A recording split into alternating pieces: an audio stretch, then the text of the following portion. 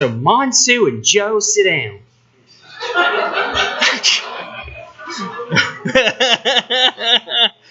Carol, you're trying to sneak in there too? Carol Browning, seriously. Say what? You were detained. Oh, I know. You were behind Joe and Monsu. I know. They were just holding up progress.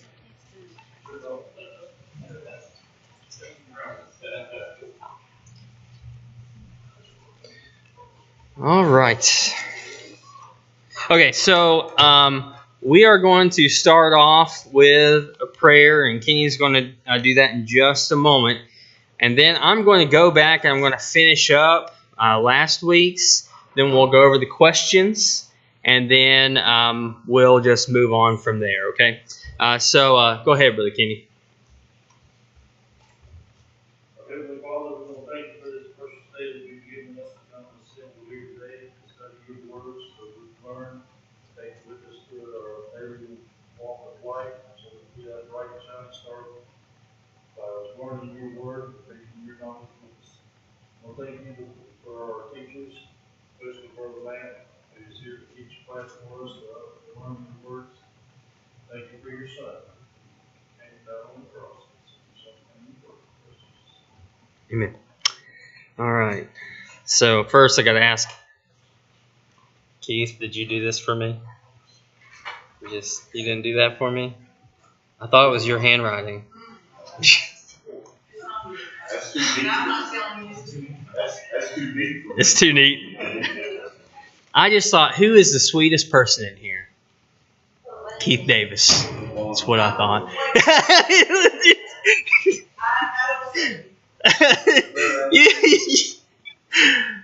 Thank you, Diane, for that face.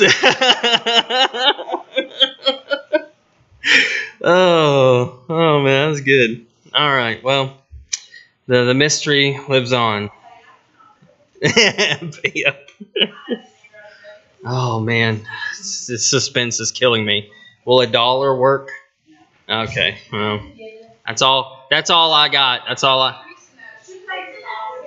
Oh man, see, this is just now everybody's gonna be writing on the board and be like, all right, who's got it? Who's got it? All right. So last week, I think we got to the first man, and of course, that is who? Adam. Genesis 5:2. We see that Adam is. It says, male and female created he them and blessed them and called their name Adam in the day they were created. And so Adam also was made from what? Dust.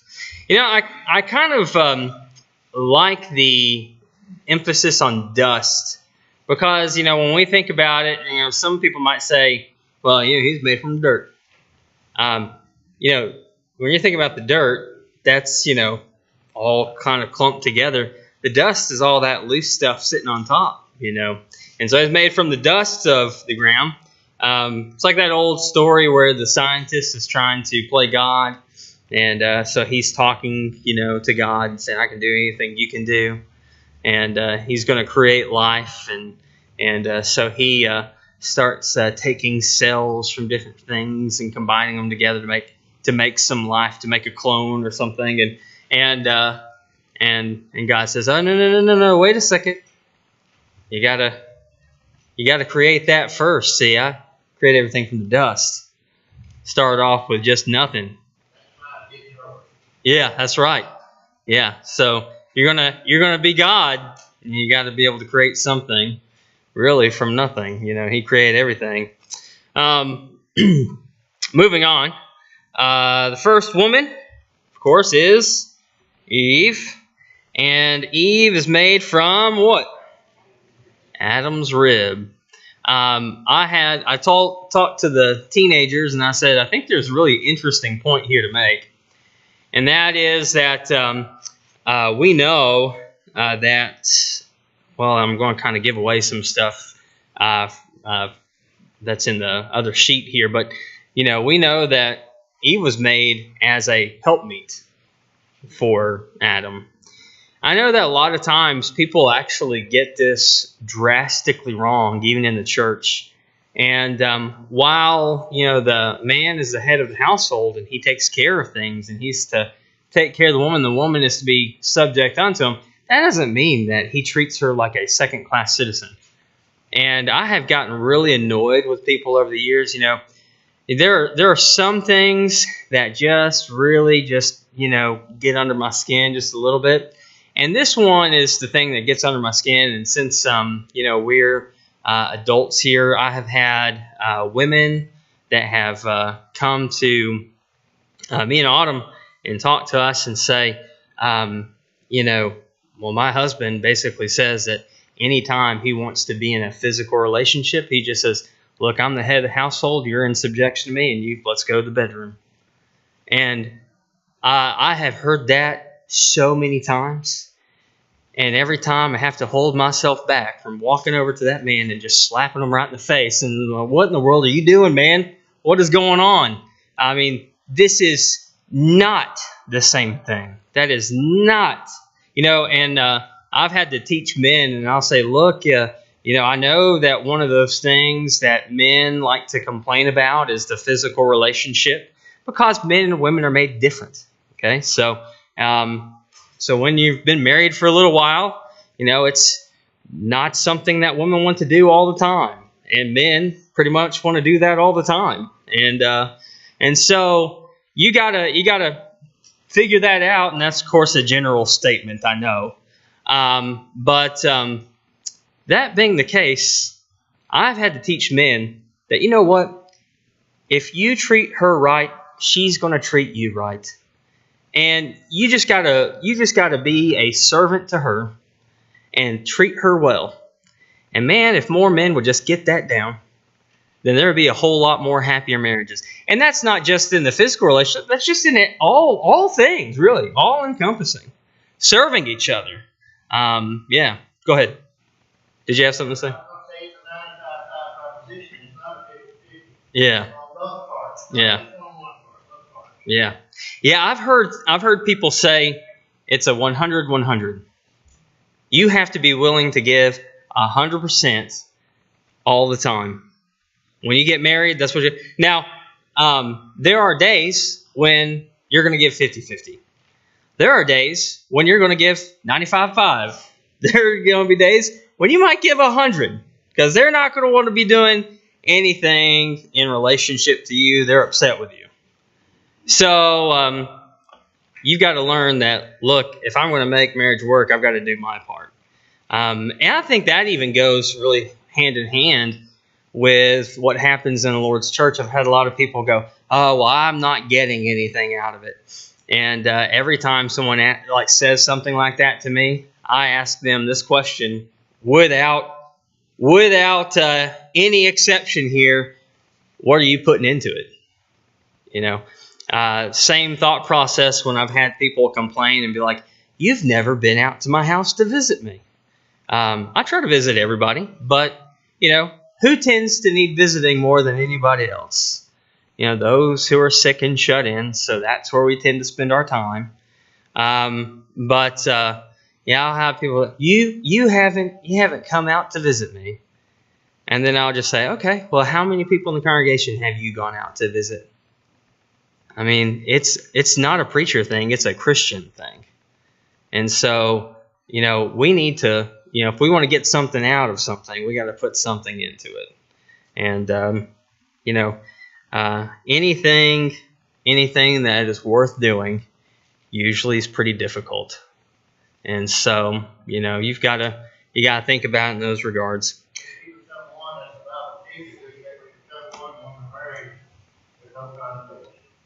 Right, yeah. If you're both striving to serve God, and that's what I like, that's why, we have kids saying, and at the very end of every single one, what do we say? When I grow up, I want to marry what? A Christian. Why? Well, if you don't marry a Christian, now, obviously, marriage is hard, and anything could happen, and sometimes people change, and that's terrible. But if both parties want to serve God legitimately, then tell me how that's going to fail. It's not. It's not going to fail. You're going to have hard times, and you're going to look to God, and you're going to get through it. And that's going to happen every single time. When the hard times come, you're both going to look to God. Right. Yeah. Right, yeah. Yeah, it doesn't matter how, financially fit you are. Doesn't matter how healthy you are. Doesn't matter what circumstances are really playing for you in life. Tough times come, and they come in a heartbeat. So you gotta always be willing to go that extra mile there for your spouse. All right, anybody else before we move on? Let's look at the Lesson 2 handout from last week. And I've got some answers on here that are pretty general. There's one, I think, that I'm not really sure exactly what they were going for here, but I can explain that in a minute. So the first one, evolutionists say the Earth is blank of years old. 4.6 billion. Right, 4.6 billion is literally one of the numbers. You have so many different ones. This has grown over time. I remember being a kid, and they'd be like, "Oh, well, this is millions of years old, and then hundreds of millions of years old, and then billions of years old, and trillions is coming next, guys." I mean, they're going to not be satisfied, this is just going to keep growing. The Big Bang Theory, here you go on your document here. The Big Bang Theory is the dominant scientific theory about the origin of the universe. According to the Big Bang, the universe was created sometime between 10 billion and 20 billion years ago from a cosmic explosion that hurled matter in all directions. So again, you see right here, they have, here 20 billion years ago that this happened. And then you come back down at the bottom, we're looking at another scientific quote, if you will, and it's 4.54 billion years. They don't even know their stuff. They don't know what to come up with. No, they can't agree. And it would be hard to agree if we're just all making stuff up, So that's kind of the thing right there. Did you have something to say? Were you about to say something? Okay. You're always saying something good. I just thought you were about to say something. All right. So, okay. Number 2. The Bible says that the earth was created by God. And of course, Genesis 1:1, in the beginning, God created the heavens and the earth. According to Psalm 33, verses 6 through 9, God what? God spoke the entire creation into existence. Fun fact, has anybody in here read the Chronicles of Narnia? Have you ever read that? No? Yeah, we got a few. Yeah, someone said you watched it. Is that right? That's close enough, I guess. Interesting story. Don't support everything that C.S. Lewis had written. But he grew up in a family of atheists and was an atheist for a long time. And he started believing in God. And he wanted to be able to teach his nieces and nephews about God. But, siblings would not allow that. So he wrote the Chronicles of Narnia. And when you look at it, you go, well, wow, this is familiar.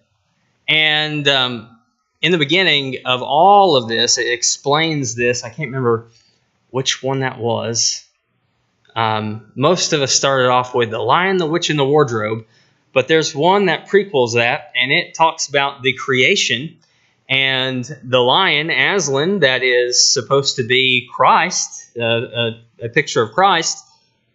You all know how he puts everything into existence? He roars, and things come into existence. So it's really interesting, all like when you're reading through it, or maybe I know that some of the imagery is still put in those movies, but there are direct relations to the Bible. I mean, you've got Peter in there. Peter is one of the characters. Edmund is basically a Judas. You've got a lot of interesting things in there. But that's the cool thing here is, he's roaring everything into existence. So God spake and it happened. That's different from anything else that we could do, right? Wouldn't it be nice if, has anybody in here ever put together a grill? Yeah. How frustrating was it putting together a grill? You do that for the first time and you look at the picture and you're like, I got this. And you start putting everything together and you realize, oh, well, where does this last piece go? At the very bottom, and that was step 2 out of 30. And now I got to take this thing apart and stick it back in, And so it can be complicated. Wouldn't it be nice if you could just speak and then it happened? That's exactly what happens with God. God could just say whatever He wanted and it would happen. There are so many things where they implement magic into stories, and that's like the cool thing for everybody. Is you just say the word and then it happens. It starts, working in your favor. God spoke everything into existence. That's the point. I don't know how to say this. That's a point that a lot of religious people have trouble with today when it says, in the beginning, God. Yeah. You go over to John and says, nothing was created without Christ created. Right. But, they have to, everybody thinks this was God the Father. The Godhead here is, it's not in question, but you have to figure out which one did what. Yeah. Well, Christ is often talked about, and especially in 1 John, He's the Word spoken. And without Him, there was nothing made that was made. So the creation was created not only by the Father, but by the Son. So right, that's right. Anybody else there before we move on? I want to skip this, the literal or figurative right above that. I'll skip that. Let's look at the creation account. These are your cards for last week. If you don't have cards, we actually do have some up here. I've enjoyed them at home. We've been going over them with our kids at night and everything. So, get you some cards and take them home.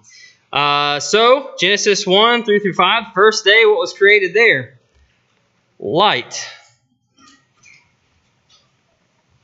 And then on the second day, what was the second day? We spent a little bit of time talking about that last time. The firmament. And some would say, well, that's the sky. Yeah. That's true. Was that? Yeah, I think that would be accurate. I think it's really all of those things combined.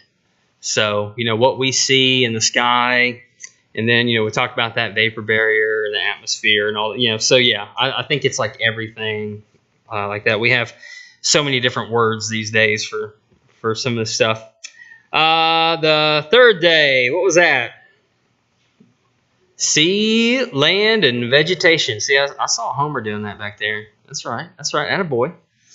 All right, fourth day. This one, every time I do this one with the kids, if I pick an older kid, they roll their eyes at me because they know the song, and it's sun, moon, and stars galore. So day four, sun, moon, and stars galore. That one's just too easy for them.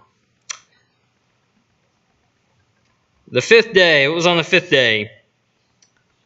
Fish, yeah. Fish and fowls. So, you have the birds and you have your fish. So,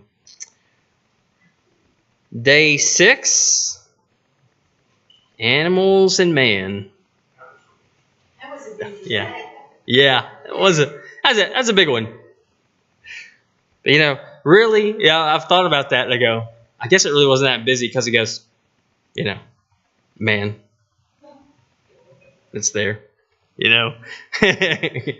So animals, all of them, boom. I don't know, how long did that take? Just speak it and it's done. Yeah. You have to. He didn't have to even name off anything. You could just say animals. I'm done. I don't know how that worked, but yeah. Well, Adam did. That's right. Yeah. So you just so yeah. So he probably just said animals, right? Yeah, critters, creeping things. And seventh day, of course, rest. Now, just as a reminder, I know I probably don't have to say this, but I have heard sometimes people say, well, God created everything in 7 days. Technically speaking, that's grammatically true. What is the really precise answer? 6 days, because he rested on the seventh. So 6 days. All right, number 12. The day age. Each day was blank of years. In the day age theory. We didn't really talk about this, but I can talk about it right now. But the day age theory. We mentioned this without really saying what it was. But the day age theory is that every day of creation was hundreds of thousands of years. And so that's the thought process there. Hundreds of thousands of years. Of course, we talked about that last time. That's just not possible for what was going on. Everything would have died off, without the proper things. I mean, you just think about when you've got, plants. If you just let them go, and let's just say that they're able to grow during extreme, bouts of darkness and extreme bouts of sunlight, what's going to happen to those things? It's going to take over. Parts of the world are just going to be, probably everything really at that point, because it doesn't take very long. We actually went to this camp, and this at the camp.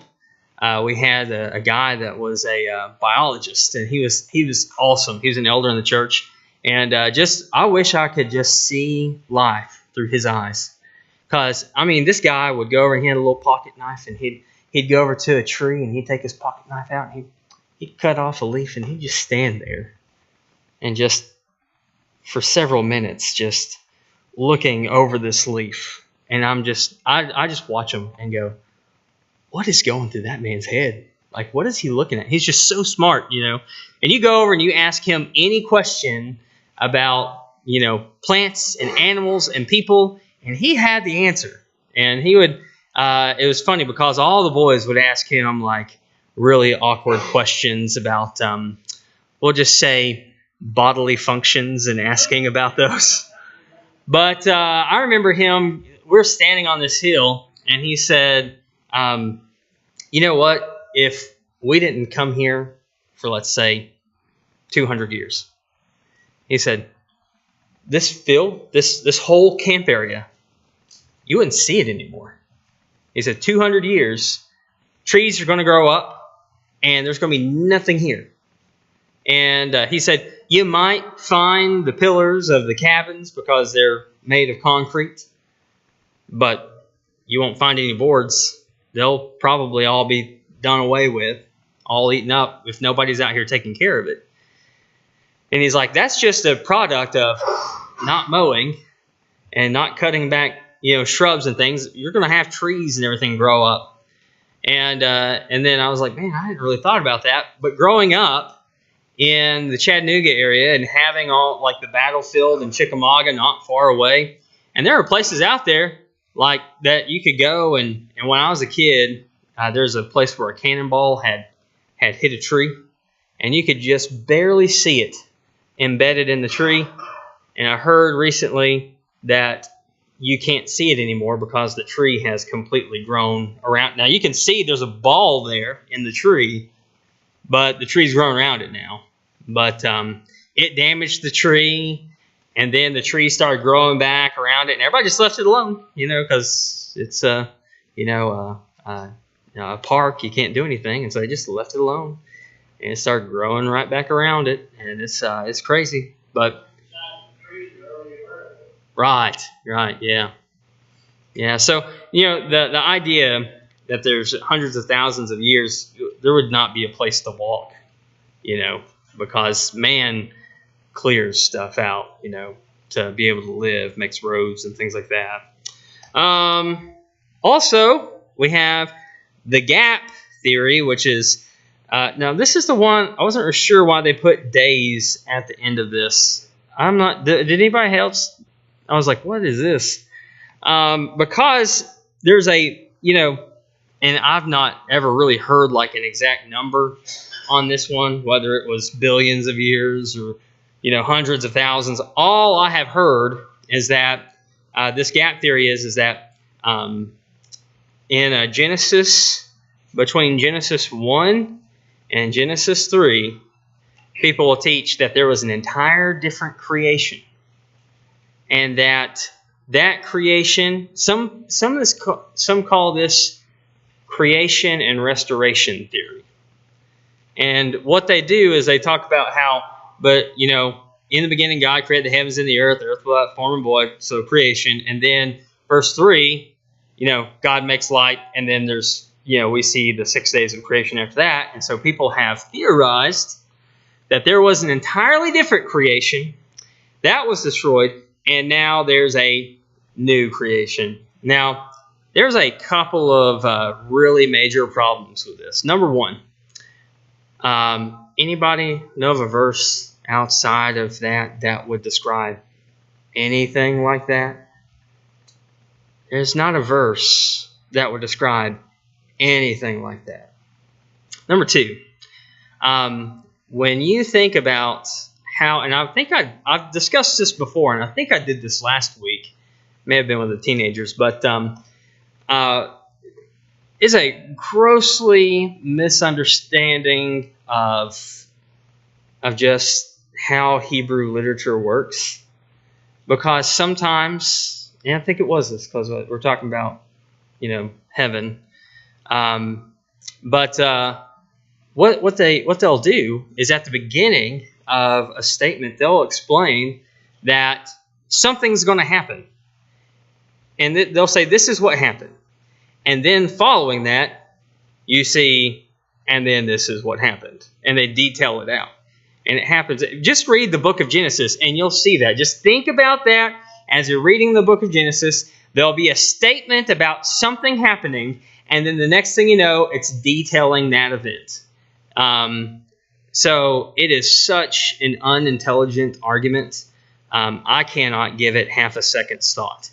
I had someone broach me with this question when I had just started working with the church, and it's really odd scenario. I had been asked to be a youth minister. I liked it. I found another congregation where I could be a youth minister full time, so I did. And before I got there, they fired their preacher. So guess who has to preach too? And so I got to. They had other people doing it, but I had my fair amount of preaching that I had to do. And then there was this time where they said, we'd like for you to teach the adult class. And I'm thinking, oh boy, the adult class? I don't think I'm ready for that. And I got in, and literally my first day teaching the adult class, this came up. And I didn't know really how to answer it, but all I knew was, that's ridiculous. That is the only thing I knew. I did not know how to tell this person, because they were emphatic that this was true. And I, of course, being the teacher, have to do what? I've got to teach the truth. And so I had to combat their emphaticism with saying, no, that just cannot be right. That just can't be right. And here are some reasons. And that's one of the main reasons I gave is, you look at Hebrew literature, they say one thing and then they detail it out. And it happens over and over and over again. And like I said, just read the book of Genesis. You'll see it a bunch. Matter of fact, what we did that night is we just went through and did that a bunch of times. So number 14, unless anybody's got any comments. Number 14, and God called the light day, and the darkness he called night. And the evening and the morning were the first day. And we mentioned that happens over and over again here too. These are literal 24-hour days. And we also mentioned the word. Didn't we mention yom last week? Remember, we mentioned that, right? Right? Yeah. No, we didn't. Okay. So the word yom. Does anybody know this? Yeah, it's Hebrew for day. And sometimes people will say, well, day could mean a long period of time. And before you go, that's not true. That is true. Except when you have a number with it. And then when you have a number with it, day means a literal 24-hour day. And so this couldn't be anything but literal 24-hour days according to the scriptures.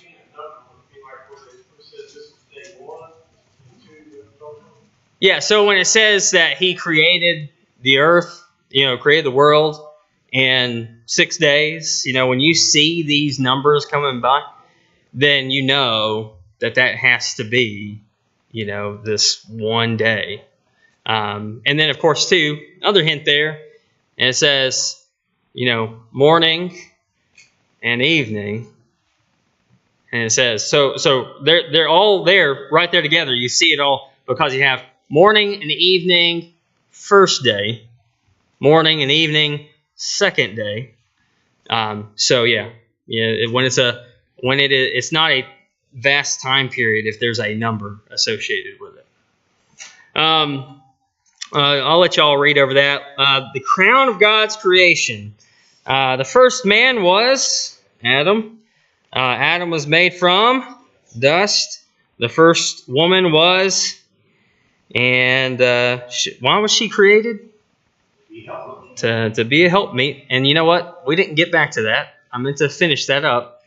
It's interesting that she is made from man's rib, the side of him, not from the foot bone, not so that he is over her and steps on her, not from anything in the cranium that she is to be over him, but that she is his helpmeet. While they have different roles, they are equals. That's the point. All right, moving on. Let's get into the lesson. We got a little bit of time left. So you've got your handouts, and if you didn't get a handout, then I think they're out in the lobby somewhere. But the first home was what? The Garden of Eden. Genesis 2:15, the Lord God took the man and put him into the Garden of Eden to dress it and to keep it. The children of Adam and Eve, that's that second one, were whom? Cain, Abel, and Seth, right? But then there's another part to that. You had what? Brothers. Yeah. Other sons and daughters. You have other sons and daughters. That is something we often don't think about. We think about Cain and Abel and Seth.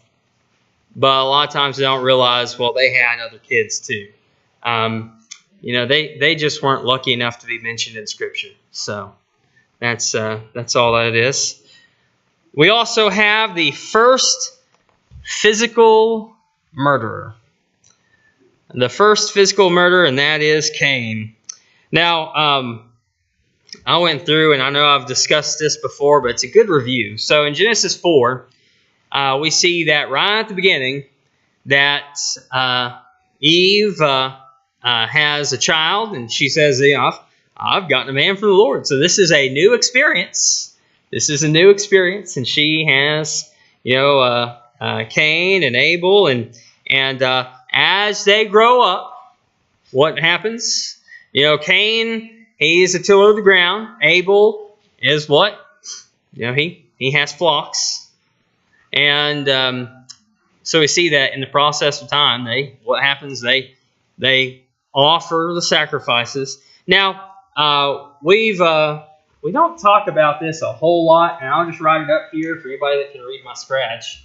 But this is in that patriarchal age, and the patriarch stands, for the Father. The Father, holds on to these priestly duties.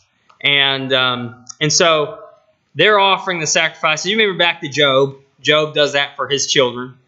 He does that. Remember, on their birthdays, he's offering sacrifices, and in case they sin, that's the thought process.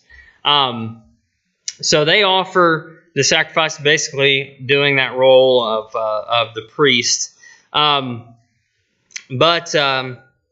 this shows us a couple of things.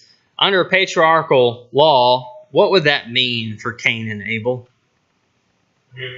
They had families. If they didn't have families, then, Dad could offer sacrifices for them. And so then you have the sacrifice that is made of the offering from the ground. And so Cain gives that one. And then you have the firstling of the flock. Abel offers that. And then God accepts one and not the other. Now, when we think about that, and I know that as a kid, I went into depth for the teenagers on this one, but as a kid, I thought, man, that's just harsh. They're both serving God, right? They're both doing that. They want to do what's right. I think we need to call a little bit of that into question. Because Romans 10:17 says what? So faith what? Comes by hearing, and hearing by what? The Word of God. When you go over to Hebrews chapter 11, verse 4, talks about this sacrifice. It says that Abel offered his sacrifice by what? Faith. So when you go back to Romans chapter 10 and verse 17, faith comes by what? So they had to hear this from God somehow. They had to know. I mean, nobody's going to think, you know what, I'm going to go and take, some of my good produce, or I'm going to take, something from my livestock. I'm just going to, basically kill it, destroy it, and give it to God. Nobody would have thought about that on their own. I mean, who would do that? But God has commanded it. God has told them what to do. And as a matter of fact, so we don't see all that, but we know that from the rest of the Scripture. But another thing to mention here is that God, speaking to Cain, what does he say? Why art thou what? Why art thou wroth? So why are you upset? It says, and why has your countenance fallen? If you do well, then what? Then you're accepted, right? Nothing's wrong. But if you don't, then sin, depending on your translation, lieth at the door, coucheth at the door. So if you do well, then you know that what you're doing is acceptable. And if you don't, then it leads to sin. So, I wish I could have gotten into this a little bit more, but it's like, hey, you got, God says, I need blood. And Cain's kind of like, you want blood? I'll give you blood. And then he gives the blood of his brother, and so that's a terrible thing. These are easy ones, so let's go ahead and just buzz right through these real quick so we can have an easier time in class next time. Who walked with God? Enoch. Enoch walked with God. The oldest man was who? Methuselah. All right. How old was Methuselah? Bonus question. 969. Who built the ark? The first one. Noah. Yeah, don't get it. Be like, well, the Levites. Like, no, not that one. Can him? Yeah. What about Noah's sons? Who are they? Shem, Ham, and Japheth. The ark landed where? Mount Ararat. And the sign given to Noah? What was that? And I want to end with this as the kids are coming up. When I was at the Ark Encounter, they had all these shirts, and I almost bought one because I was like, yeah, I like this. But they had these shirts that said, Taking Back the Rainbow. And I thought, that's funny. But then I thought about that a little bit more, and I went, they never had it. This has always been God's. Yeah, we don't have to take anything back. And also, their rainbow's not quite accurate. So, all right. Well, we will answer those questions next time.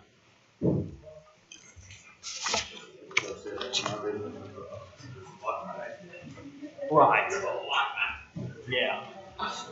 Give him a message.